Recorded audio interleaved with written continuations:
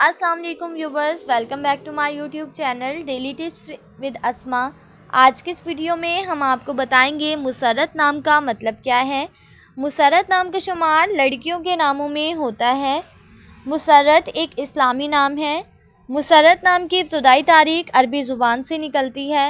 मुसर्रत नाम के अफराद के लिए खुशकिस्मत नंबर 3 माना जाता है।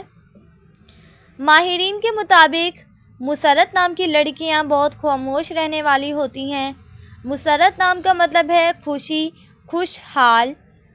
मुसर्रत नाम की लड़कियों के लिए खुशकिस्मत दिनों में बुध, जुम्मा और हफ्ते का दिन शामिल है। मुसर्रत नाम के अफराद के लिए मुवाफिक रंगों में पीला, नीला और सफ़ेद रंग शामिल है। मुसर्रत नाम के अफराद के लिए मुवाफिक पत्थरों में हीरा पत्थर शामिल है। खुशकिस्मती वाली धातों में हिंसों के हिसाब से तांबा और चांदी शामिल है। फ्रेंड्स, अगर आप अपने नाम का मतलब जानना चाहते हैं तो कमेंट बॉक्स में अपना नाम लिखें। इंशाल्लाह हम आपके नाम की वीडियो ज़रूर बनाएंगे। Thanks for watching. अल्लाह हाफिज़।